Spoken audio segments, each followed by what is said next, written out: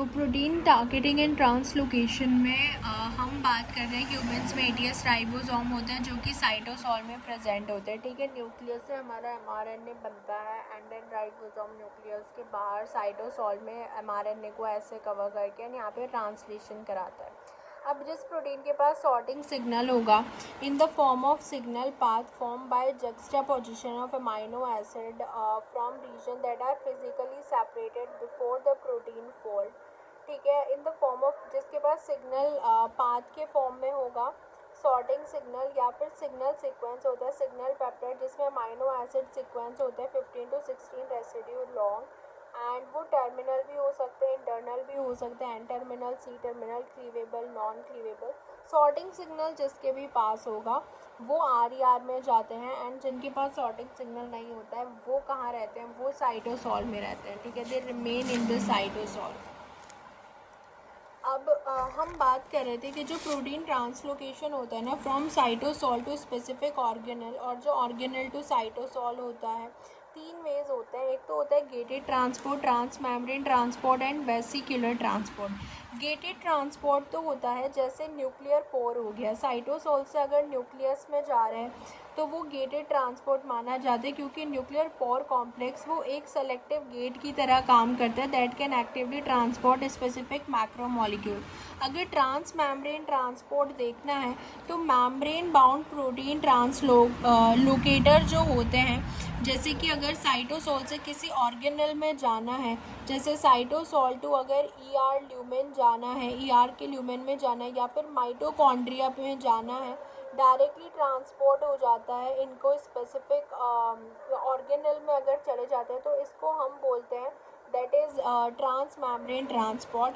Organelle में अगर जाना होता है जैसे ईआर ल्यूमेन में जाना है या माइटोकॉन्ड्रिया में जाना है ना, तो एक ऑर्गेनल में जाना है तो ट्रांस मेम्ब्रेन ट्रांसपोर्ट।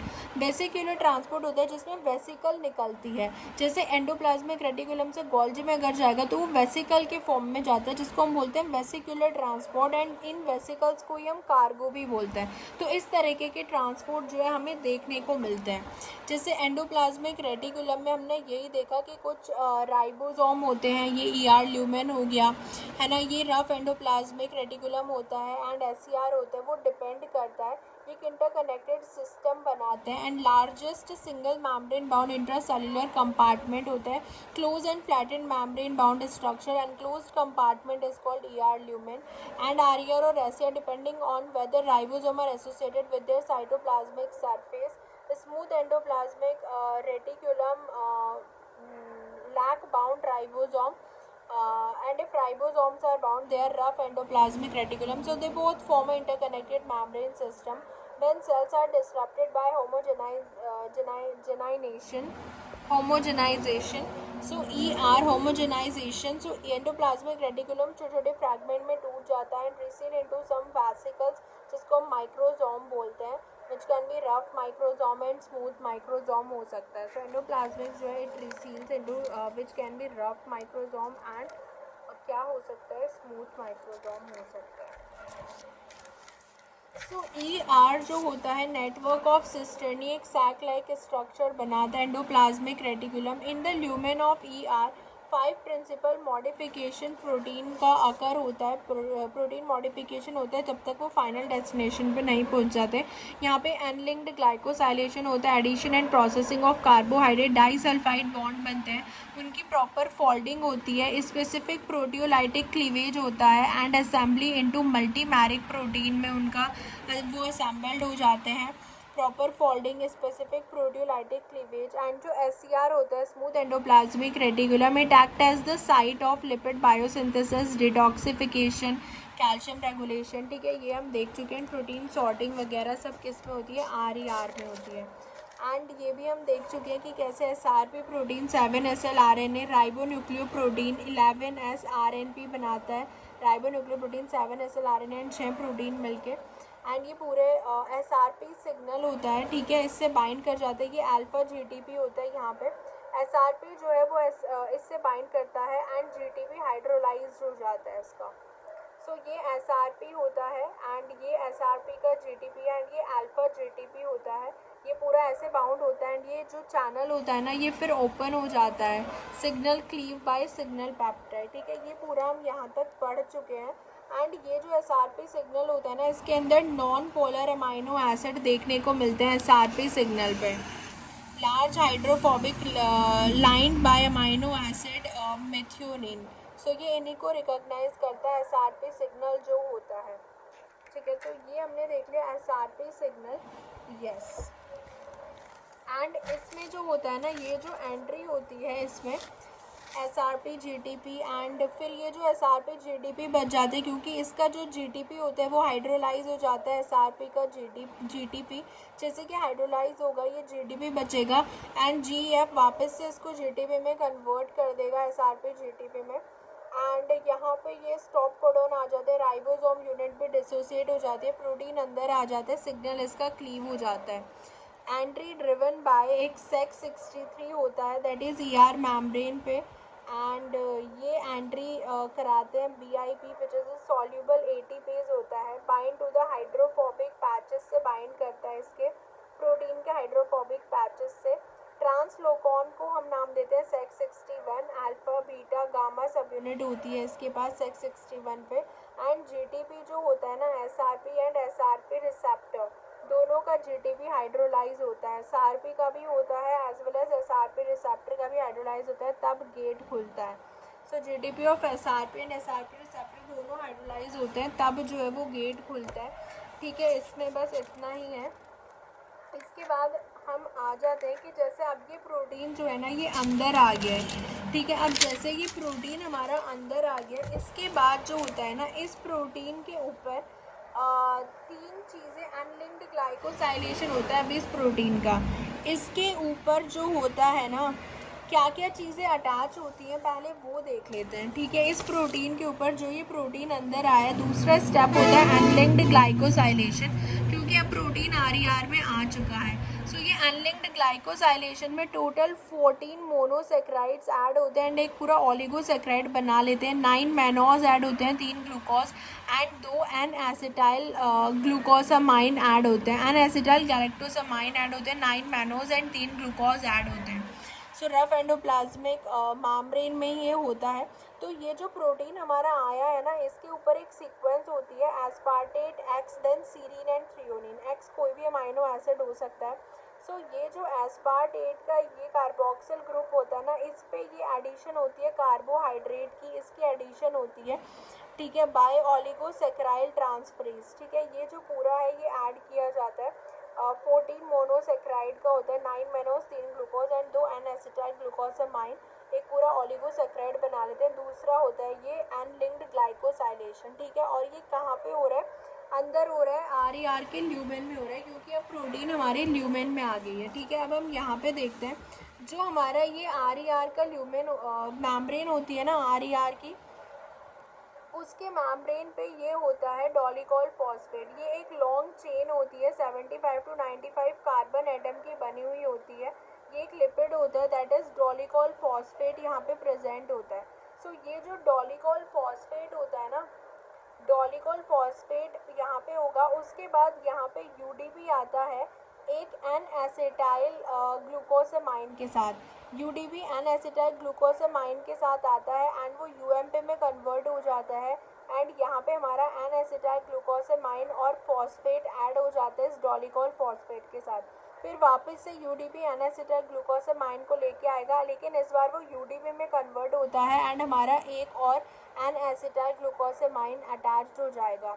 सो 2 एन एसिटाइल ग्लूकोसामाइन हमारे आ गए। अब उसके बाद 1 by 1 करके एक एक करके ऐसे जीडीपी आते हैं, 5 जीडीपी आते हैं एंड वो किस में कन्वर्ट हो जाते हैं 5 जीडीपी में ही एंड ये किसको लेके आते हैं मैनोज को लेके आते हैं। सो इस तरीके से 2 एन एसिटाइल ग्लूकोसामाइन के साथ ये 5 मैनोज अटैच हो जाते हैं।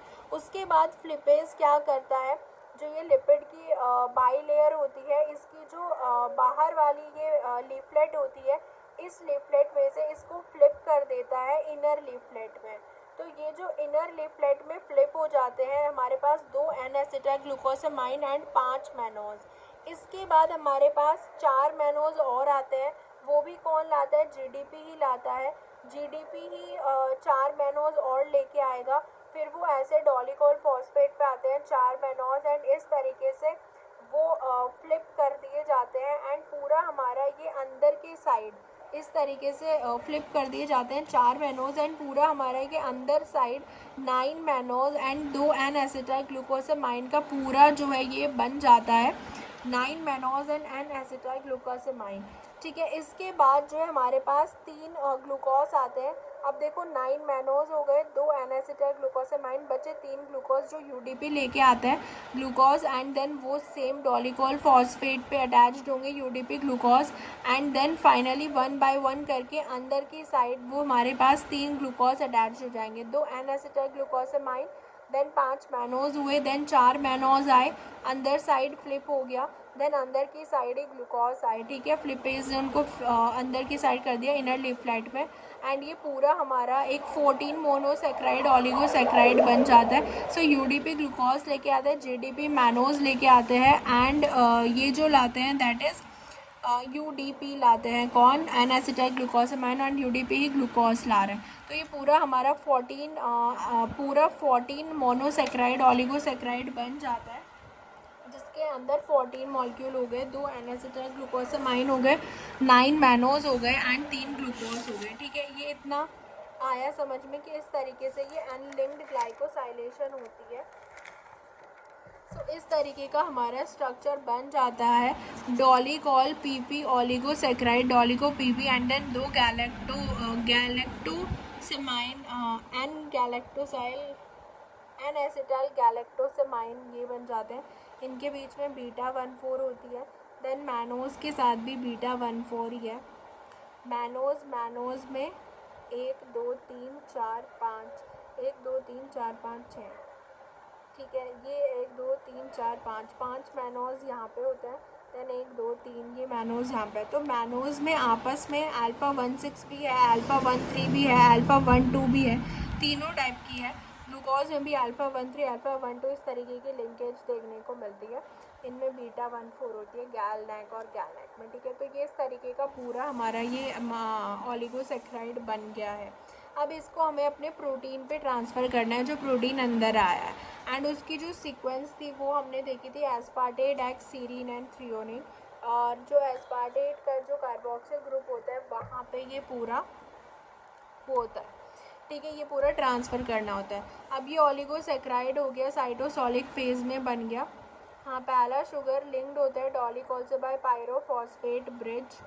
This high energy bond activate the oligosaccharide for its transfer from dolicol to the asparagine side chain of a nascent polypeptide पे जाएगा। अब ये luminal side of आ रही है।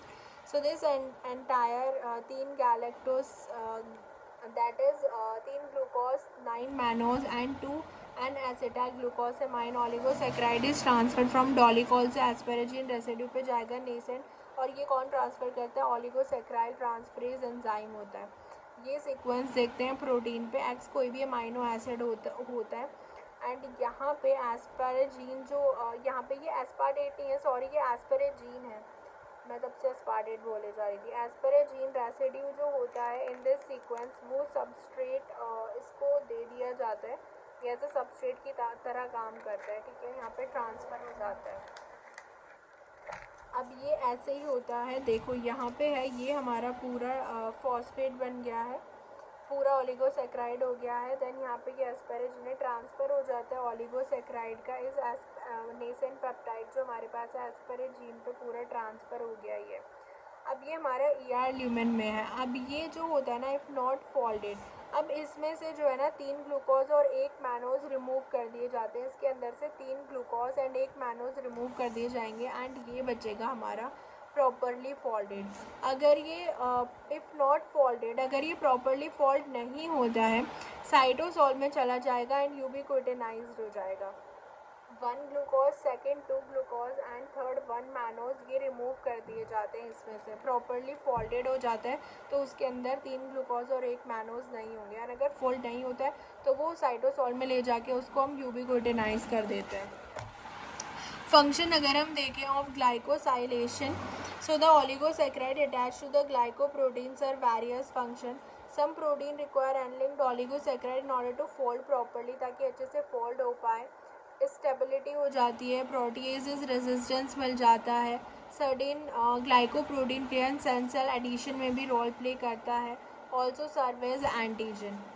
अब हम बात करते हैं प्रोटीन फोल्डिंग कैसे हो रही है। कैलनेक्सिन एंड कैलरेटिक्यूलिन ये हमारे पास चेपरॉन होते हैं जो प्रोटीन फोल्डिंग करा रहे होते हैं।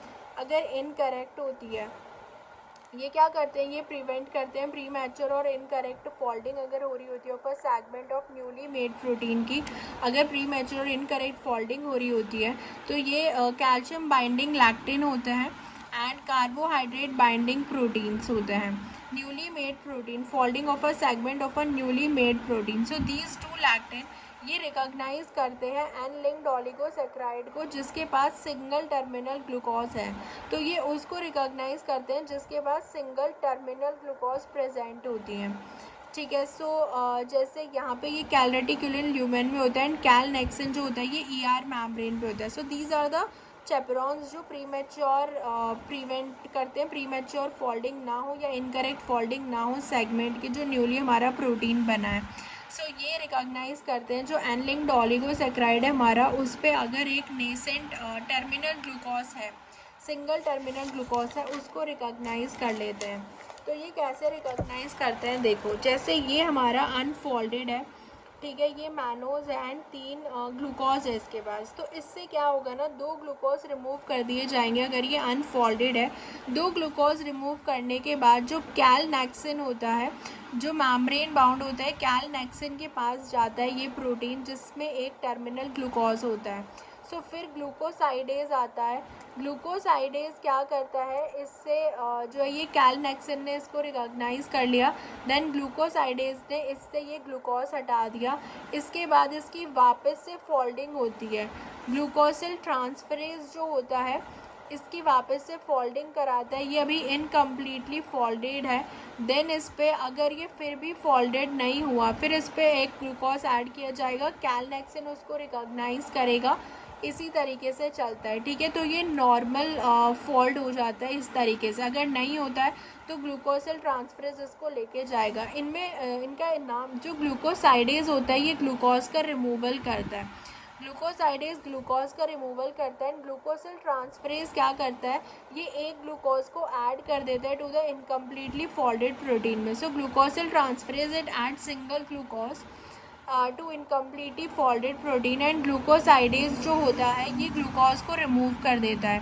सो glucosyl transferase determine completely and incompletely folded state of protein को ये ग्लूकोसिल ट्रांसफरेज डिटरमाइन कर देता है। अभी तो ये ग्लूकोज देता है ना उसको, अगर नहीं है फोल्डेड, एंड ग्लूकोसाइडेज तो सिर्फ उसमें से रिमूव कर देगा। सो ग्लूकोसिल ट्रांसफरेज एंड ग्लूकोसाइडेज में इतना याद रखना। अगर तब भी ये फोल्डेड नहीं होता है, मिस फोल्डेड या अनफोल्डेड है, साइटोसोल में चला जाता है बाय 26 एट प्रोटियासोमल कॉम्प्लेक्स, तो इसको हम रेट्रो ट्रांसलोकेशन या डिसलोकेशन बोलते हैं। By ATP hydrolysis and P97 protein होता है। सो रेट्रो ट्रांसलोकेशन डिसलोकेशन हो जाता है by ATP hydrolysis and P97। So ये होता है प्रोटीन फोल्डिंग का दूसरा स्टेप, जिसमें फिर से प्रोटीन फोल्डिंग जो कैलनेक्सिन एंड कैलरेटिक्यूलिन है वो करते हैं।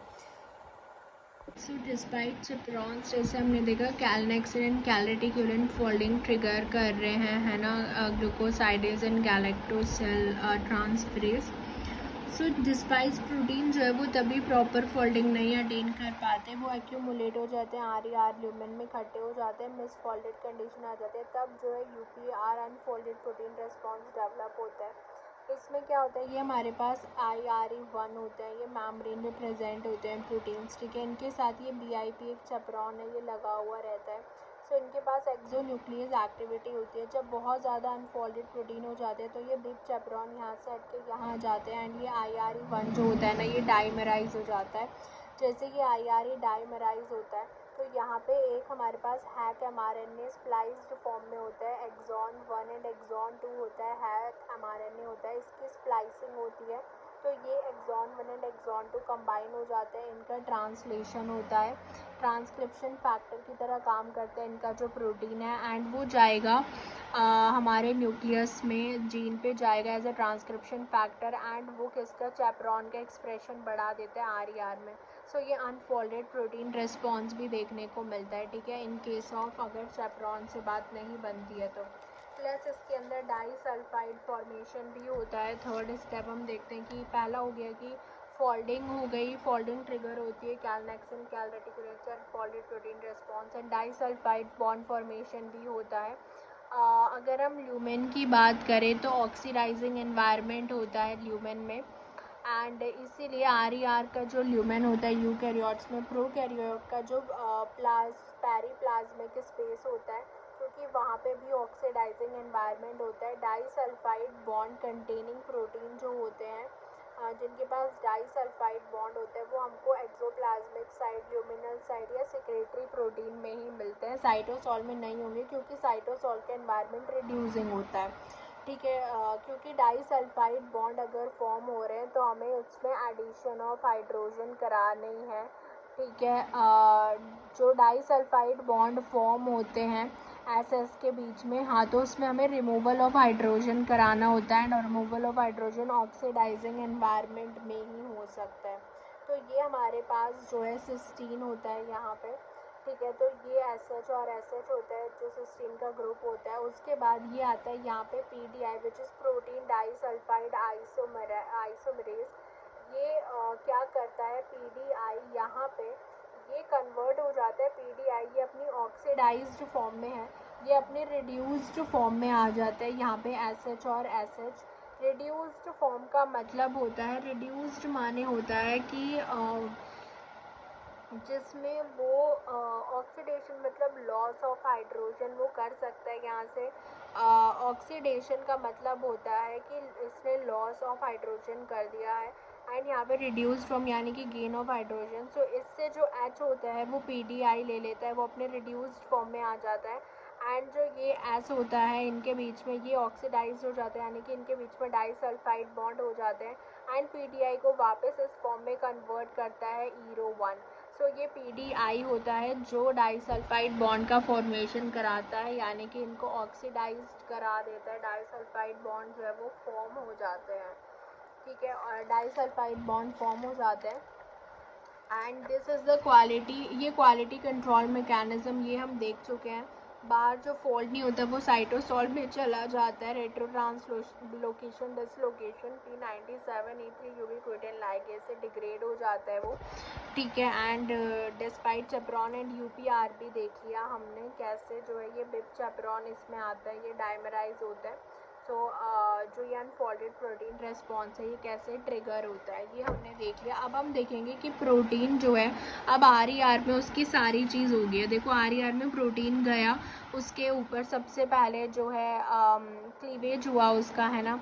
उसके बाद जो हमारा 14 ओलिगोसेक्राइड जो बना था वो भी ट्रांसफ़र हुआ, पहले वो बना 14 ओलिगोसेक्राइड, वो ट्रांसफ़र हुआ उस प्रोटीन पे।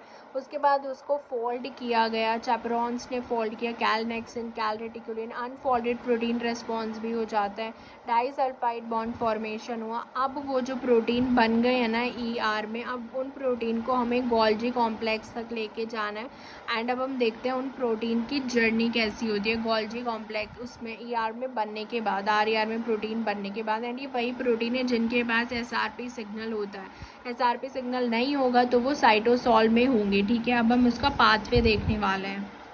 देखो अब हम बात करें कि प्रोटीन जो है वो गोल्जी बॉडी में एंटर करेगा, तो सबसे पहले ना वेसिकल के बारे में कुछ ऐसे याद रखो। एक वी स्नेर होता है ऐसे वेसिकल के ऊपर, एंड GTP होता है, rab GTP and V snare, and जो टारगेट मेम्ब्रेन होती है ना उस पर रैप इफेक्टर होता है एंड टी स्नेर। तो V snare and T snare fuse हो जाते हैं आपस में, rab GTP and rab effector आपस में बाइंड हो जाते हैं। ऐसे जो है वेसिकल फ्यूज़ होती है टारगेट मेम्ब्रेन पे।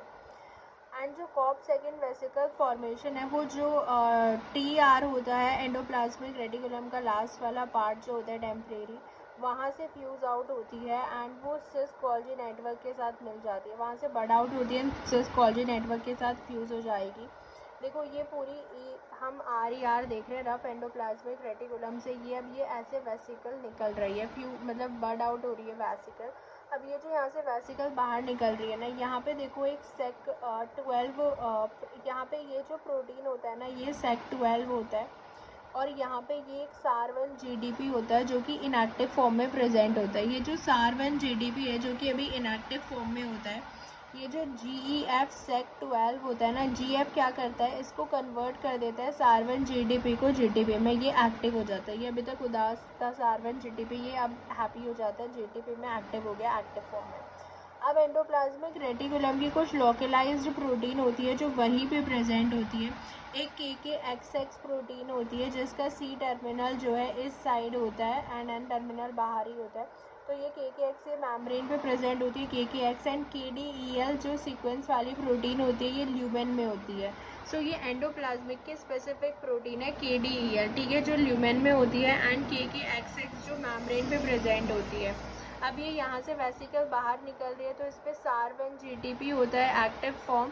ये सार्वन GTP तो एक्टिव फॉर्म हो गया, प्लस इसके पास रैप GTP होगा एंड वी स्नेयर होगा, ठीक है। रैप GTP है, वी स्नेयर है, एंड KKXX हो गया एंड KDEL हो गया ल्यूमेन में, एंड PHER का जो होता है 6.8 होता है। अब इसके बाहर जो है ये लेयर बन जाती है, एक होती है Sec 23-24 की एंड एक होती है Sec 13 एंड 31 की।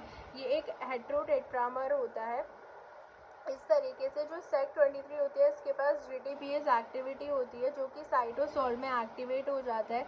जो सार1 GTP होता है ना, इसको वापस से हाइड्रोलाइज कर देता है, कॉर्ड डिसकनेक्ट हो जाता है and then rab GTP and V snare जो है ये एक्सपोज हो जाते हैं। इस तरीके से ये होता है। तो ये भी साइटोसोल में है। अब ये जो है बर्ड आउट होगी, ये वेसिकल बनेगी। अभी ये कवर है Sec 23-24 एंड Sec 13 एंड 31 से ये कवर्ड है पूरी वेसिकल। अब ये वेसिकल बर्ड आउट हो रही है, साइटोसोल में है। इसको हम अर्जिक बोलते हैं, endoplasmic reticulum Golgi body intermediary complex, ठीक है। अर्जिक बोलते हैं endoplasmic reticulum Golgi body intermediary complex. So अब ये वेसिकल ऐसे बर्ड आउट हो रही है। एग्जिट सिग्नल जो आता है ना, ये तब आता है जब हमारा जो कार्गो रिसेप्टर होता है वो ट्रैप्ड हो जाता है। Exit signal cargo receptor and trapped in budding vesicle, हाँ वो रिकॉग्नाइज कर लेता है। कार्गो मतलब जो वेसिकल का रिसेप्टर होता है, एंड जब कंसनट्रेशन प्रोटीन जो है वो RER में बहुत ज़्यादा हो जाती है, ठीक है, बडिंग इसमें प्रोटीन बहुत ज़्यादा हो जाती है, तब वो बर्ड आउट होती है, वहाँ से वेसिकल जो है वो बाहर निकलती है। इसको हम कॉप सेकेंड पाथवे बोलते हैं, ये जो ऐसे लेके जा रहे हैं, ठीक है। एंड ये अर्जिक बोलते हैं इस वेसिकल को जो अभी ये बाहर आ रही है। तो अभी ये कहाँ पे जाएगी, गोल्जी में जाएगी, ठीक है। अब ये यहाँ पे गोल्जी में आके फ्यूज़ हो जाती है, जो वी स्नेयर एंड हमने बताया था। तो Sec 23 एंड 24 के पास GTPase एक्टिविटी होती है, 23 के पास GTPase एक्टिविटी।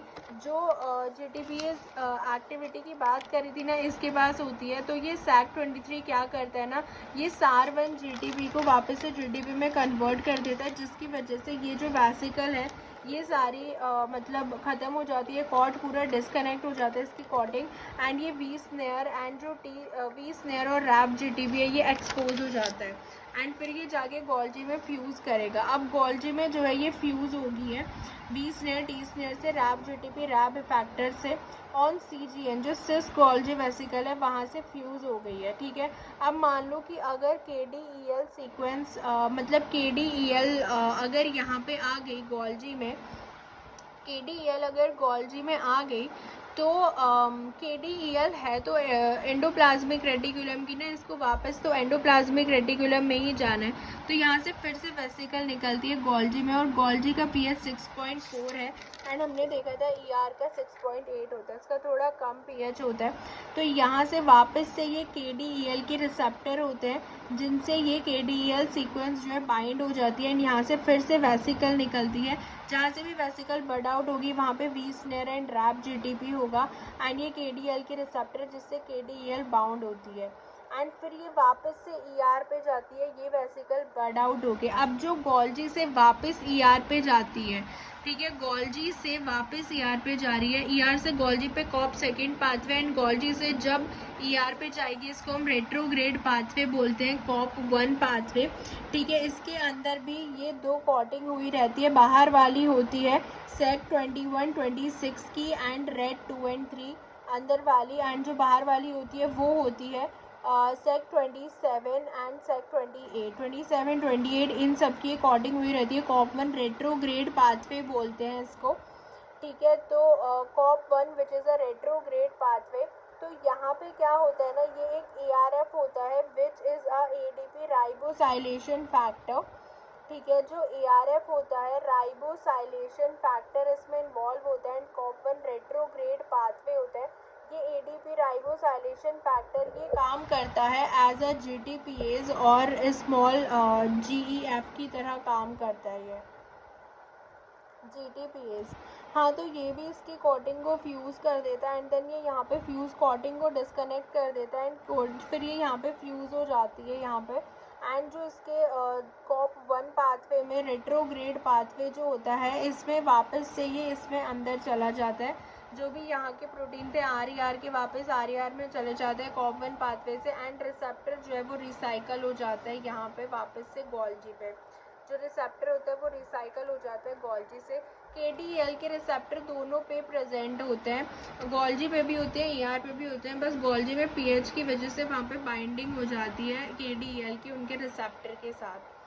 ठीक है, और ये वेसिकल फ्यूजन जो होता है रैप GTP रैप इफेक्टर में इन ATP डिपेंडेंट एक्शन में होता है। NSF और अल्फा स्नैप भी इसमें इन्वॉल्व होता है, NSF and alpha snap involve होता है। हाँ, और फिर ये cytochrome P450 reduced form with carbon monoxide complex. हाँ, ये एब्जॉर्ब करता है लाइट को एट 450 नैनोमीटर पे। मोनो ऑक्सीजनेस सिस्टम होता है साइटोक्रोम P450। ये SCR में होता है स्मूथ एंडोप्लाज्मिक रेटिकुलम में। सो ये पूरा समझ में आया कि कैसे रेट्रोग्रेड पाथवे हो रहा है एंड कैसे जो है वो वापस से इसमें जा रहा है। अब हम देख लेते हैं गोल्जी के एंड कुछ फंक्शन देख लेते हैं गोल्जी के। गोल्जी जो होता है cisternae and plants and fungi में गोल्जी बॉडी डिस्पर्स्ड होता है, ऐसे पड़ा हुआ रहता है इधर उधर, डिक्टियोजोम बोलते हैं। फॉस्फोराइलेशन होगा एंड लिंक्ड ऑलिगो जो है लाइजोसोमल प्रोटीन का उसका फॉस्फोराइलेशन होता है CGN। देन मीडियन गोल्जी होता है, देन ट्रांस गोल्जी होता है। रिमूवल ऑफ मैनोज भी इसमें होता है, फ्रक्टोज का एडिशन होता है, गैलेक्टोज सियालिक एसिड ये सब ऐड होता है। देन इसमें मैनोज का रिमूवल होता है, एनएसिटाइल ग्लूकोसामाइन ऐड होता है। ओ लिंक्ड ग्लाइकोसाइलेशन होता है, सल्फेशन ऑफ कार्बोक्सी कार्बोहाइड्रेट का सल्फेशन भी होता है एंड ऑल लिंक्ड ग्लाइकोसाइलेशन भी होता है। TGN से फिर वेसिकल भी निकलती है एंड मैनोज जो होते हैं विच आर नॉट फॉस्फोराइलेटेड वो रिमूव कर दिए जाते हैं, रिमूवल ऑफ मैनोज।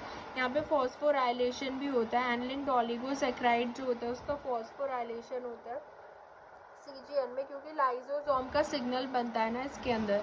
तो ये सारे प्रोसेसेस होते हैं गोल्जी के अंदर। फंक्शन ऑफ गोल्जी के अंदर देखो स्फिंगोलिपिड एंड स्फिंगोमाइलिन का होता है ओनली। ज़्यादातर लिपिड का सिंथेसिस SCR में हो जाता है बट गोल्जी में स्फिंगोलिपिड एंड स्फिंगोमाइलिन, पॉलिन ग्लाइकोसाइलेशन, हैवी ग्लाइकोसाइलेशन होता है and synthesis of complex polysaccharides and उनका सल्फेशन होता है, जैसे GAGs हो गए, ग्लाइकोसामाइनोग्लाइकन, प्रोटियोग्लाइकन, हेमीसेलुलोज, ये सब यहीं पे बनते हैं गोल्जी में। Actively involve in protein sorting में इन्वॉल्व होता है Golgi, supported by microtubule assembly disassembly of Golgi body होती है ड्यूरिंग सेल डिवीजन। ये एक फाइब्रस प्रोटीन होता है GM130, वो मेंटेन करता है इसको। So assembly disassembly of Golgi body during cell division होता है। ER एंडोप्लाज्मिक रेटिकुलम RE, और इसका जो सेपरेशन होता है होमोजेनाइजेशन करा सेल का फॉलोड बाय अल्ट्रा सेंट्रीफ्यूगेशन। जो SCR होता है उसमें लिपिड जो है वो ज़्यादा होते हैं तो डेंसिटी कम होती है, RER में प्रोटीन ज़्यादा होते हैं तो उसकी डेंसिटी ज़्यादा होती है। सो RER की अगर हम देखें तो डेंसिटी ज़्यादा होती है RER की, क्योंकि इसमें प्रोटीन ज़्यादा है। इसमें SCR होते हैं तो इसकी डेंसिटी कम होती है। अल्फा बीटा सेल पैनक्रियाज, तो इनका रेशियो उसमें ज़्यादा होगा RER का, क्योंकि वहाँ पे प्रोटीन ज़्यादा बनाने होते हैं, वो डिपेंड करता है। सो SCR का फंक्शन हमने देख लिया। सिक्वेस्ट्रेशन ऑफ कैल्शियम आयन भी करता है, इंट्रासेलुलर कैल्शियम आयन, डिटॉक्सिफिकेशन भी करता है, साइटोक्रोम P450 मोनोऑक्सीजनेज, हाँ ये सिंथेसाइज करता है मेम्ब्रेन लिपिड को SCR में। एंड रफ एंडोप्लाज्मिक में तो वही है कि प्रोटीन का सिंथेसिस होता है, प्रोटीन टारगेटिंग होती है। तो ये पूरा हमने देख लिया गोल्जी के बारे में एंड ER के बारे में। अब एक जो हमारा पाथवे होता है ना that is mannose 6 phosphate pathway होता है। इसमें क्या होता है ना, मैनोज जो हमारा CGN होता है वहाँ पे मैनोज जो होता है उसका फॉस्फोट्रांसफरेज एक एंजाइम होता है। यूडीपी के साथ आता है ये एन एसिटाइल गैलेक्टोसेमाइन, एन एसिटाइल ग्लूकोसेमाइन। सो ये जो एन एसिटाइल ग्लूकोसेमाइन होता है ना मैनोज पे, ये यूडीपी के साथ आता है, यूएमपी एंड मैनोज फॉस्फेट के साथ ये जुड़ जाता है एन एसिटाइल ग्लूकोसेमाइन। उसके बाद वाटर इसको वापस से चला जाता है, यहाँ पे फॉस्फोडाइएस्टरेज एंजाइम आता है, पहले फॉस्फोट्रांसफरेज आता है, ठीक है, जो इसको ट्रांसफ़र कर देता है मैनोज फॉस्फेट एन एसिटाइल ग्लूकोसेमाइन। फिर यहाँ से एन एसिटाइल ग्लूकोसेमाइन रिमूव हो जाता है, फॉस्फोडाइएस्टरेज एंड मैनोज 6 फॉस्फेट बन जाता है। मैनोज 6 फॉस्फेट जो है ये एक सिग्नल बन जाता है किसके लिए, कि ये वाली प्रोटीन जो है वो लाइसोसोम में जाएगी, ठीक है। अब हम देखते हैं रिसेप्टर बाय ट्रांस गोल्जी। अब जो हमारा गोल्जी की हम बात कर रहे हैं, ट्रांस गोल्जी जो होता है ना, ट्रांस गोल्जी में क्या होता है, यहाँ पे हमारी जो वेसिकल निकलती है ट्रांस गोल्जी में, वो एक तो AP1 कॉटेड होती है एंड क्लेथरीन की कॉट उसके चारों तरफ होती है, एंड डायनामिन होता है जो यहाँ से इसको वेसिकल निकालने में हेल्प करता है। तो ये एडेप्टर प्रोटीन होते हैं, ये स्पेसिफिक होते हैं एडेप्टर प्रोटीन, एंड देन क्लेथरीन की कॉटेड होती है। एंड जो प्लाज्मा मेम्ब्रेन से आ रहा है ना वो AP2 कॉटेड होगा, जो प्लाज्मा मेम्ब्रेन से आ रहा है वो AP2 कॉटेड होगा, देन क्लेथरीन की कॉट होती है, देन उनकी अनकॉटिंग होती है बाय HSC70। ऐसे यहाँ पे AP1 कॉटेड होगा, क्लेथरीन की कॉट होगी, एंड इसके अंदर जो होता है ये मैनो 6 फॉस्फेट एंड इसके रिसेप्टर लगे हुए हैं, मैनो 6 फॉस्फेट एंड इसके रिसेप्टर ये फ्यूज़ करते हैं किसके साथ, लेट एंडोसोम के साथ, एंड देन फाइनली लाइसोसोम में आ जाते हैं। सो लाइसोसोम की प्रोटीन आ जाती है, यहाँ पे मैनो 6 फॉस्फेट एंड रिसेप्टर की रिसाइकलिंग भी हो जाती है। ऐसी अगर कोई एक्सोसाइटोसिस करके आ रहा है उसकी अनकॉटिंग होगी बाय HSC70 एंड वो भी फ्यूज़ हो जाता है लाइसोसोम से। तो जो प्लाज्मा मेम्ब्रेन से आ रहा है वो एडेप्टर प्रोटीन 2 कॉटेड होगा, ठीक है। ये सारी हाँ मैनो 6 फॉस्फेट रिसेप्टर होता है ये। डायनामिन GTPase अगर म्यूटेट हो गया तो प्रोटीन कभी भी जो है प्रोटीन नेवर TGN नहीं फॉर्म कर पाएगी अगर डायनामिन GTPase म्यूटेट हो गया। अगर SAC23 GTPase म्यूटेट हो गया, SAC23 GTPase जो है वो म्यूटेट हो गया तो साइटोसॉल में ही रह जाएगा ना। SAC23 GTPase जो कोटिंग होती है, जो SAR1 GTP को कन्वर्ट करता है, GTP को GTP में कन्वर्ट करता है, तो वो साइटोसॉल में घूमती रहेगी, अनकोट ही नहीं होगा। और अगर SAR1 म्यूटेट हो गया, SAR1 अगर म्यूटेट हो गया तो वो वेसिकल ही नहीं बन पाएगी, यानी कि RER जो है वो स्वेलोन हो जाएगा, फूल जाएगा। So assembly of clathrin coat is facilitated by, ये मोनोमेरिक GTPase होता है, dynamic GTPase coating and HSC70 ATPase ये अनकॉटिंग करता है, ठीक है। एक्सोसाइटोसिस एंड एंडोसाइटोसिस, एक्सोसाइटोसिस सारी सेल्स में होती है, फ्यूजन होता है इसके अंदर, कंटेंट डिस्चार्ज होता है सेल के बाहर। AP1 क्लेथरीन कॉटिंग होता है, एक्सोसाइटोसिस जो सेल के बाहर जा रहा है इसमें AP1 होगा कॉटेड एंड क्लेथरीन होगा जो बाहर जा रहा है। एंडोसाइटोसिस में AP2 कॉटेड होता है ना जो प्लाज्मा मेम्ब्रेन से अंदर आ रहा है। कॉन्स्टिट्यूटिव भी हो सकता है जो हर सेल में होता है, कॉन्स्टेंटली सिक्रेट करता रहता है, जैसे इंटीग्रिन, कोलेजन, फाइब्रोनेक्टिन, जितने भी हाउस कीपिंग जीन्स हैं, प्रोटियोग्लाइकन, ये सब सिक्रेट करना। एक होता है रेगुलेटरी जो कि बेस्ट होता है, यानी कि ये जैसे प्री सिनेप्टिक सेल हो गई हमारी, साइनेप्टिक सेल का फ्यूजन हो गया, मतलब वो रेगुलेटरी की बेसिस पे करता है, जब सिग्नल मिलेगा तब करेगा। एंडोसाइटोसिस जो अपटेक करता है, ये भी पिनोसाइटोसिस भी होता है, कुछ सेल ड्रिंकिंग होता है, small molecule, then phagocytosis cell eating जो एनगल्फ कर लेते हैं। सूडोपोडिया फॉर्मेशन भी ये कराते हैं फैगोसाइटोसिस। मैक्रोफेजेस एंड न्यूट्रोफिल्स जो है इनका रीअरेंजमेंट होता है और फैक्टिन फिलामेंट, एंड यही क्या करते हैं, सूडोपोडिया फॉर्मेशन में हेल्प करते हैं by using Rho GTPase and IP3। तो ये अभी हम देखेंगे कैसे सूडोपोडिया फॉर्मेशन में हेल्प करते हैं। ठीक है, एक्सोसाइटोसिस एंड एंडोसाइटोसिस। तो ये इस तरीके से पूरा प्रोसेस होता है। ठीक है, एंडोसाइटोसिस में हम जो है दो तरीके की एंडोसाइटोसिस देखते हैं। एक होता है एलडीएल रिसेप्टर मीडिएटेड एंडोसाइटोसिस, जिसमें हमारा रिसेप्टर रिसाइकल्ड हो जाता है बट लिगेंड जो है वो डिग्रेड हो जाएगा। एलडीएल हमें पता है उसमें फ़ैट ज़्यादा होता है, प्रोटीन कम होता है। एचडीएल में प्रोटीन ज़्यादा होता है एंड फैट कम होता है। ये बाइंड करता है, ये लीवर की सेल है हिपैटोसाइट सेल। सो ये इससे बाइंड करेगा लीवर की जो सेल होती है। यहाँ पे इसका रिसेप्टर होता है, इसके पास बेसिक अमाइनो एसिड होते हैं R2R7 एंड ये NPXY जो है सीक्वेंस होती है इस रिसेप्टर की, टेट्रापेप्टाइड सीक्वेंस NPXY। सो ये जो होता है ना LDL पार्टिकल जो होता है, ये इसके बीच में ये ApoB प्रोटीन होता है एंड ये एसिडिक साइट होती है। तो ये एसिडिक साइट बिल्कुल इससे बाइंड करेगी। सो ये एलडीएल पार्टिकल अपने रिसेप्टर से बाइंड करेगा एंड ये भी क्या होते हैं AP2 कॉटेड एंड क्लैथरिन कॉटेड वेसिकल बनती है। बाहर पीएच जो है अंदर साइटोसॉल में क्या होता है, पीएच जो है वो 7 होता है। यहाँ पे क्लैथरिन HSC से इसको एटीपेज HSC ने अनकॉट करा, देन ये फ्यूज़ हो जाती है लाइजोसोम में, जहाँ पे पीएच जो हमारा होता है वो 4.5 होता है, एसिडिक पीएच होता है। वहाँ पे एलडीएल जो होता है वो डिसोसिएट हो जाएगा अंदर एंड देन जो रिसेप्टर होगा इसका वो रिसेप्टर की रिसाइकलिंग हो जाती है, एलडीएल डिसोसिएट हो जाता है। सो इस तरीके से होता है, एलडीएल डिसोसिएट हो जाएगा एंड रिसेप्टर की रिसाइकलिंग हो जाएगी। This is endocytosis. अगर हम दूसरी बात करें Uptake of transferrin and iron complex, तो रिसेप्टर मीडिएटेड एंडोसाइटोसिस होती है ये भी एंडोसाइटोसिस की हम बात करें, इसमें लिगेंड और रिसेप्टर दोनों ही रिसाइकल्ड होते हैं। जैसे आयरन ट्रांसफेरिन आयरन कॉम्प्लेक्स बनता है ऑक्सीडाइज्ड फॉर्म में। सो ये जो होता है हिपैटोसाइट लीवर पे, यहाँ पे ये ट्रांसफेरिन होता है एंड ये आयरन का कॉम्प्लेक्स बन जाता है Fe+3, ये इसका रिसेप्टर होता है। तो ये वापस से AP2 क्लैथरिन कॉटेड होगा, ये फिर फ्यूज़ होगा। फ्यूज़ होते ही जो यहाँ पे Fe3+ होता है वो Fe2+ में कन्वर्ट हो जाएगा एंड देन यहाँ से जो हमारा रिसेप्टर और जो हमारा transferrin iron complex receptor mediate ligand और रिसेप्टर दोनों ही रिसाइकल्ड हो जाते हैं। सो ये हमारा जो रिसेप्टर है वो भी रिसाइकल्ड हो जाता है एंड उसके साथ जो लिगेंड होता है वो भी रिसाइकल्ड हो जाता है। ट्रांसफेरेंस से आयरन बाउंड करते हैं एंड ये रिसेप्टर होता है। ठीक है, रिसेप्टर एंड यहाँ पे ट्रांसफेरेंस से iron. So ligand and receptor दोनों रिसाइकल्ड हो जाते हैं in case of transferrin iron complex.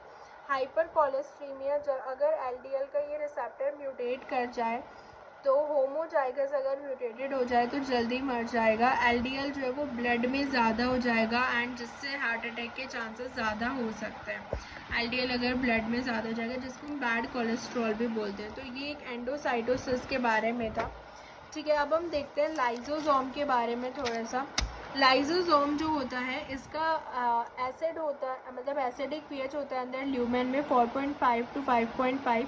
Heavily glycosylated होता है अंदर से, ताकि इसके एसिड जो है इसी को ना नुकसान पहुंचा दे। एसिड हाइड्रोलाइसिस से प्रोटेक्ट होता है एंड ये एटीपेज पंप होता है इसके पास, proton ATPase pump, P type pump जिसको हम बोलते हैं। So different type of acid hydrolysis इसके अंदर होते हैं। सिंगल मेम्ब्रेन बाउंड होते हैं, important role in the breakdown of cell debris, extra and intracellular waste material and maintain neat and clean environment of the cell. Important role in phagocytosed material and organism nutrient of cell produced membrane protein derived from TGN। Lysosome का membrane protein TGN से आता है। TGN से mannose 6 phosphate receptor and उसका protein आता है lysosome pH में। Then receptor की तो रिसाइकलिंग हो जाती है। AP2 क्लैथरिन कॉटिंग होता है, अनकॉटिंग HSC2 से हो जाता है। मैनोज 6 फॉस्फेट कंटेनिंग प्रोटीन, अगर वो हम बाहर टारगेट करते, containing protein is targeted outside of the cell, protein जो है वापस से प्लाज्मा मेम्ब्रेन से लाइजोसोम में लाया जाएगा, क्योंकि उसके पास जब तक मैनोज 6 फॉस्फेट का सिग्नल है। ऑटोफेजी करता है lysosome which is a self eater. If energy status cell का कम है या compartment of the cell is non functional ageing process की वजह से, तो साइटोस्केलेटन जो होता है वो क्लीव होने लगता है, ब्लैबिंग हो जाती है आउटसाइड। जैसे ये हमारा होता है विच इज़, मान लो ये टैग्ड विद यूबिक्विटिनाइज्ड है, कोई भी बाहर का आ रहा है मॉलिक्यूल, एंड कुछ जो है जैसे पेरोक्सिसोम अगर अंदर की वेसिकल एज्ड कर गई है, वेसिकल फॉर्म एंड प्रोटीन इनसे अटैच्ड हो जाते हैं, ATG, 8 एंड IC13 प्रोटीन इस ऑर्गेनल को कवर कर लेते हैं। ये बाहर से आए तो इसको हम फैगोसोम बोल देते हैं। ये फ्यूज़ हो जाते हैं लाइजोसोम के साथ। ऐसे ही ये जो मतलब खुद के अंदर की सेल भी फ्यूज़ हो जाती है लाइजोसोम के साथ पीएच एंड यानी डीनेचर हो जाती है। ठीक है, लाइजोसोम में डिसीजेस भी होती है, जैसे एक इंक्लूजन सेल डिसीज़, आई सेल डिसीज़ जो होती है, इसमें जो हमारा एन एसिटाइल ग्लूकोसामाइन होता है फॉस्फोट्रांसफरेज की डेफिशिएंसी हो जाती है। सो फॉर्मेशन ऑफ, तो इसके अंदर N acetyl glucosamine phosphotransferase deficiency हो जाएगी। Formation of mannose B phosphate signal, जो कि मैनोज बी फॉस्फेट सिग्नल का फॉर्मेशन कराता है, इसकी डेफिशिएंसी हो जाती है इस वाली डिसीज़ में। टेसेक डिसीज़ जो होता है ये एक ऑटो रिसेसिव डिसऑर्डर होता है। हेक्साएमाइनिडेज एंजाइम जो है वो कम हो जाएगा। Hexosaminidase enzyme accumulation of ganglioside in the brain cell. Hexosaminidase enzyme कम हो जाएगा टेसेक डिसीज़ में। गैंग्लियोसाइड ब्रेन सेल में बढ़ जाएगा, मेंटल रिटार्डेशन होगा। हेक्साएमाइनिडेज एंजाइम कम हो जाएगा टेसेक डिसीज़। गाउचर डिसीज़ होता है जिसमें ग्लूकोज सेरिब्रोसाइड जो होता है मैक्रोफाजेस में वो कम हो जाता है। ग्लूकोज सेरिब्रोसाइड कम हो जाएगा, लीवर एंड स्प्लीन का एनलार्जमेंट होगा। निकमैन पिक डिसीज़, इसमें स्फिंगोमाइलिनेज कम हो जाएगा। स्फिंगोमाइलिनेज तो एक्यूमुलेशन जो होती है स्फिंगोमाइलिन की वो बढ़ जाती है हेपेटोसाइट में, लीवर का एनलार्जमेंट होने लगता है। सो निकपिकमैन डिसीज़ में याद रखना, टेसेक डिसीज़ में हेक्साएमाइनिडेज एंजाइम कम हो रहा है, टेसेक हेक्सा। गाउचर डिसीज़ में ग्लूकोज सेरिब्रोसाइड कम हो रहा है एंड निकपिकमैन में स्फिंगोमाइलिनेज कम हो रहा है। तो ये चीज़ जो है वो थोड़ा सा याद रखने वाली है। इसके बाद हम आ जाते हैं वैक्यूल पे। Plant and fungi and it is resemble to lysosome. 30 to 80% total cell value vacuole ही होता है। मैरिस्मेटिक सेल में वैक्यूल जो है poorly developed, but in mature cell में वैक्यूल जो है वो वेल डेवलप्ड होता है। Act as a waste storage organelle, also store to secondary metabolite as well as nutrient को भी स्टोर करता है। होम्योस्टेसिस कराता है of the cell. Vacuole control turgor pressure control करता है। Transmembrane transport of water में भी हेल्प करता है। Transmembrane transport of water में हेल्प करता है वैक्यूल। सो वैक्यूल के बारे में सिर्फ इतना ही। अब हम आ जाते हैं न्यूक्लियस पे। देखो, जब न्यूक्लियस का स्ट्रक्चर देखोगे, अंदर न्यूक्लियोलस होता है, देन ये लैमिन की कवरिंग हुई होती है, कैजाल बॉडीज़ होती है, FG sequence nuclear pore complex होता है, एंड न्यूक्लियोप्लाज्म होता है जो अंदर होता है, एंड ये हेट्रोक्रोमैटिन होता है जो कि इनएक्टिव होता है, ये कंडेंस्ड होता है, एंड यूक्रोमैटिन जो होता है ये एक्टिव होता है। ये इतना लूजली प्रेजेंट होता है एंड ये एक्टिव होता है। Outer membrane and inner membrane, inter membrane space तो होता ही है। न्यूक्लियर पोर कॉम्प्लेक्स 30 से 50 प्रोटीन का बना होता है। Nucleo protein arrange in octagonal symmetry for exchange of material associated with each other and form एक न्यूक्लियर बास्केट बना लेते हैं, in which highly conserve dipeptide FG sequence central region में प्रेजेंट होती है। Regulate selective transport between nucleoplasm and cytoplasm. Lamin protein जो होता है ये एक फाइब्रस नेटवर्क होता है। Lamin protein A, B and C तीन टाइप के अल्टरनेटिव स्प्लाइसिंग से प्रोड्यूस्ड होते हैं। Lamin protein associated with each other, lamin filament होता है इनके पास। लैमिन प्रोटीन प्रीनाइलेटेड होते हैं, जो सिस्टीन रेसिड्यू होता है सी टर्मिनल एंड पे, उससे ये अटैच्ड होते हैं, प्रीनाइलेटेड होते हैं सिस्टीन रेसिड्यू से, एनकरेज में हेल्पफुल होते हैं, अच्छे से एंकर हुए रहते हैं। असेंबली एंड डिस असेंबली भी हो सकती है इनकी फॉस्फोराइलेशन से, एंड डी फॉस्फोराइलेशन से इनकी असेंबली हो सकती है, फॉस्फोराइलेशन से इनकी डिस असेंबली हो जाती है, एंड जब इनका डी फॉस्फोराइलेशन होता है तो ये असेंबल हो जाते हैं। ये टेम्परेरी वे में होता है, ठीक है। सो ड्यूरिंग एपोप्टोसिस जो होता है कैस्पेस भी इनको क्लीव कर देते हैं, लैमिन को, प्रोटीन को परमानेंटली। फंक्शनल साइट जो होती है of nucleus, that is nucleoplasm fluid phase of the nucleus होती है। Function site of DNA replication, post transcriptional modification, capping, DNA repair, NPC between nucleoplasm and cytosol के बीच में होता है। सो ये पूरी जो सारी चीज़ें होती है वो न्यूक्लियोप्लाज्म में ही होती हैं। न्यूक्लियोलस की अगर हम बात करें, ऑर्गेनल विद इन ऑर्गेनल, हाँ, ये न्यूक्लियोलस होता है, मेम्ब्रेन इसमें एब्सेंट होती है, site of transcription of all RNA except 5s RNA को छोड़ के, क्योंकि 5s सारे आरएनए यहाँ पे ट्रांसक्राइब होते हैं। आरएनए जो होता है 5s आरएनए पॉल 2 से ट्रांसक्राइब होता है न्यूक्लियोप्लाज्म में। सो आरएनए पॉल 1 जो होता है ये न्यूक्लियोलस में होता है, आरएनए पॉलीमरेज 1, एंड आरआरएनए बनाता है सारे except 5s RNA. RNA pol 2 and 3 जो होते हैं वो न्यूक्लियोप्लाज्म में होता है, सिर्फ 1 होता है न्यूक्लियोलस में, एंड 1 आरआरएनए बनाता है, एंड जो 2 और 3 होता है ये न्यूक्लियोप्लाज्म में होता है। mRNA 5s RNA and tRNA में आता है, सो ये न्यूक्लियोप्लाज्म में होता है 2 एंड 3। एक्टिव साइट जो होती है for RNA modification, site of pre ribosome assembly, nucleolus जो होती है it is a site of pre ribosome assembly and active site for RNA modification. Cajal body और कॉइल्ड बॉडी जहाँ पे एसएन आरएनए होते हैं हमारे, store large amount of SN RNPs and helpful for SN RNP assembly के लिए, स्प्लाइसोसोम्स के लिए होता है। न्यूक्लियर स्प्रिंकलेट्स भी होते हैं जो कि स्टोरेज साइट होती है स्प्लाइसिंग कंपोनेंट की।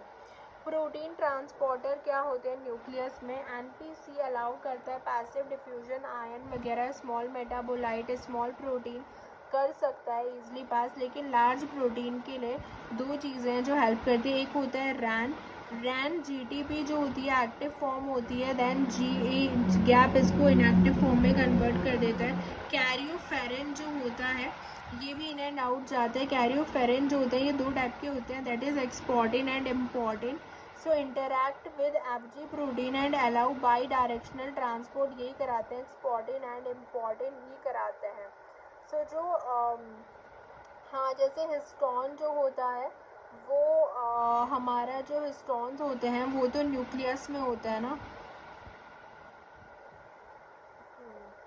नहीं इम्पोर्टिन एंड अगर हम रैन जीडीपी का कॉम्प्लेक्स बनता है इम्पोर्टिन एंड रैन जीडीपी, ठीक है, और ये क्या करते हैं importin and Ran GDP tRNA mRNA ribosome ये एक्सपोर्ट करते हैं साइटोसोल में। टीआरएनए एमआरएनए राइबोसोम को export to cytosol. Exportin and Ran GDP का होता है, तो जीडीपी एंड इम्पोर्टिन होता है। सिग्नल सीक्वेंस क्लीव नहीं होती है इनकी। Sorting signal, nucleus localisation signal जो होता है ये क्लीव नहीं होता है, nucleus localisation signal. NLS provide selective transport, positively charge amino acid होते हैं, ये न्यूक्लियर लोकलाइजेशन सिग्नल होते हैं प्रोटीन के पास। जैसे ये साइटोप्लाज्म है न्यूक्लियोप्लाज्म है। सो इम्पोर्टिन और रैन जीडीपी होगा, ये प्रोटीन है जिसके पास न्यूक्लियर लोकलाइजेशन सिग्नल है जिसको अंदर जाना है। सो इम्पोर्टिन और रैन जीडीपी के साथ बनाएगा एंड ये अंदर आ जाएगा। इम्पोर्टिन तो बाहर चला जाएगा तुरंत, देन अंदर जो होता है रैन जीडीपी जो होता है जीडीपी ये कन्वर्ट हो जाता है जीईएफ, इसको कन्वर्ट कर देता है किसमें, रैन जीडीपी में। देन रैन जीडीपी जो है जिसको बाहर आना है उसके साथ बॉन्ड करेगा एंड एक्सपोर्टिन, देन बाहर आएगा रैन जीडीपी एंड गैप होता है बाहर जो रैन जीडीपी को वापस से जीडीपी में कन्वर्ट कर देता है। ठीक है, इसी टाइप से होता है रैन जीडीपी इम्पॉर्टेंट, एंड ये जैसे ही बाहर आएगा गैप होता है बाहर, ये रैन जीटीपी को जीडीपी में कन्वर्ट कर देता है। Then Ran GDP and importin के साथ आएगा कोई प्रोटीन अंदर जाएगा इसी तरीके से। सो बाहर होता है साइटोसोल में हमारे पास होता है that is important and Ran GDP का कॉम्प्लेक्स, एंड यहाँ पे एक्सपोर्टिन एंड रैन जीडीपी का कॉम्प्लेक्स होता है। ठीक है, मोस्टली एमआरएनए जो होते हैं वो रैन इंडिपेंडेंट मैकेनिज्म शो करते हैं। एक्सपोर्ट इनका मीडिएटेड होता है बाय सॉल्युबल हेटेरोडाइमेरिक डाइमर एक्सपोर्टर होता है NXF1 and NXT1 and RNA helicase in ATP dependent manner. RNA helicase dissociate from mRNA in cytosol. पर ऑक्सीजोम जो होता है सिंगल मेम्ब्रेन बाउंड ऑर्गेनेल होता है, सारे यूकैरियोट में मिलता है। ऑक्सीजन यूटिलाइजेशन होता है यहाँ पे, कंटेन एंटीऑक्सीडेंट एंजाइम जिसको हम बोलते हैं like catalase and urate oxidase. Fatty acid breakdown till 16 तक माइटोकॉन्ड्रिया में होता है, लेकिन अगर मोर देन 16 है तो वो पेरोक्सिसोम में आ जाते हैं बाय एबीसी ट्रांसपोर्टर। सो पेरोक्सिसोम में बीटा ऑक्सीडेशन होता है, माइटोकॉन्ड्रिया इन पेरोक्सिसोम में, प्लांट में वो सिर्फ पेरोक्सिसोम में ही होता है। एनिमल में लॉन्ग चेन फैटी एसिड जो होती है ऑक्सीडाइज्ड इन पेरोक्सिसोम, अल्फा ऑक्सीडेशन भी होता है पेरोक्सिसोम में। ये फोटो रेस्पिरेशन में इन्वॉल्व होता है C2 साइकिल में। हाँ, ड्यूरिंग जर्मिनेशन जब होता है पेरोक्सिसोम ग्लाइकोक्सिसोम में कन्वर्ट हो जाता है, ग्लाइकोक्सिलेट पाथवे होता है ना, जिसमें हमारा कार्बोहाइड्रेट, शुगर एंड सुक्रोज बनता है फैटी एसिड से, glyoxysome. And it also involve in the synthesis of dolichol and plasmalogen के सिंथेसिस में भी ये इन्वॉल्व होता है, peroxisome beta oxidation. Protein sorting in peroxisome अगर हम देखें, पेरोक्सिसोम में post translationally translated and partially folded protein जो है वो टारगेट किए जाते हैं पेरोक्सिसोम में, ठीक है। जो ट्रांसलेशनली ट्रांसलेटेड है या पार्शली फोल्डेड प्रोटीन जाएंगे। पीटीएस होता है सी टर्मिनल पे एंड कंजर्व्ड सीक्वेंस एसकेएल होनी चाहिए पेरोक्सिसोम में जाने के लिए। पीटीएस एट सी टर्मिनल होता है एंड कंजर्व्ड सीक्वेंस एसकेएल होनी चाहिए, तो PTS 1। Some PTS at N terminal पे भी होते हैं जिसको हम पीटीएस 2 बोलते हैं। सो पीटीएस 1, पीटीएस 2 ये होता है, सीक्वेंस होती है एसकेएल सीक्वेंस। इम्पोर्ट जो होता है प्रोटीन का वो पैक्स5 करता है, soluble receptor in ATP dependent manner. Pex protein जो होता है it belongs to a family of peroxin जिसका सिग्नल नहीं काटा जाता, इनका भी सिग्नल कट नहीं करता है। सो PTS1 रिकॉग्नाइज करता है पैक्स5 एंड PTS2 रिकॉग्नाइज करता है पैक्स7। ये सॉल्यूबल रिसेप्टर होते हैं, एटीपी डिपेंडेंट मैनर में इनको चेक करते हैं। PTS1, PTS2 एंड एसकेएल सीक्वेंस होती है उसके अंदर।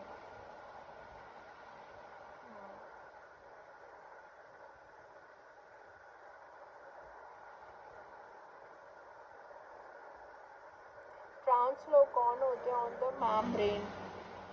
डॉकिंग में अगर हम देखें, डॉकिंग के लिए पैक्स 13, 14, 17, देन रिंग कॉम्प्लेक्स में 2, 10, 12, पैक्स 19 डिपेंडेंट डायरेक्ट हो जाता है, पैक्स 19 इनडायरेक्ट। इसमें सिग्नल याद रखना है एसकेएल सिग्नल होता है, ठीक है। किसमें? पेरोक्सिसोम में।